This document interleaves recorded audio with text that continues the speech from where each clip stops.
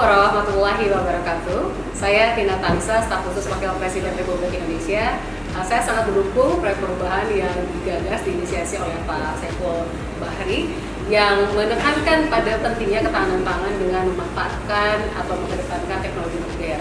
Dalam Astacita Bapak Presiden Prabowo Subianto dan Bapak Wakil Presiden Gibran Rakabuming menekankan diantaranya adalah terkait dengan swasembada pangan, dan di dalam unsurnya adalah ketahanan pangan.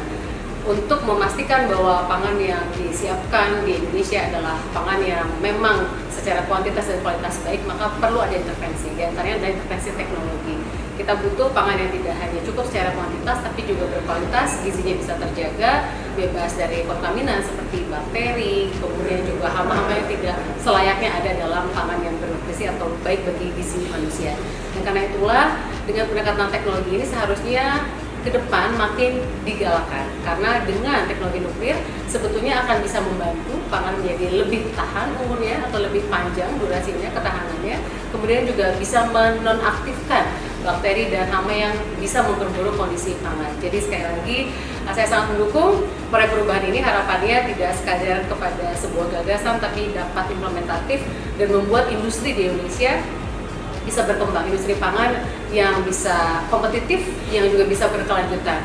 Karena kita mengetahui salah satu problem di Indonesia adalah food loss. Jadi food loss bukan food waste, bukan pada saat di konsumen, tapi bagaimana perjalanan dari pangan itu sendiri sejak panen hingga sampai ke pasar, kemudian baru kepada konsumen. Nah, kalau kita bisa memastikan food loss ini kita bisa tahan, kita bisa cegah, karena pencegahan lebih baik dalam konteks apapun, dan mencegahnya adalah dengan memastikan durasi lebih baik, memastikan nutrisinya terjaga. Nah, karena itulah teknologi nuklir menjadi solusi yang nyata yang bisa digunakan untuk kebutuhan pangan yang cukup secara kuantitas dan kualitas, sehingga swasembada pangan bukan hanya sekadar mimpi atau cita-cita, tapi dapat kita wujudkan dengan mengedepankan teknologi dan talenta dari anak bangsa sendiri.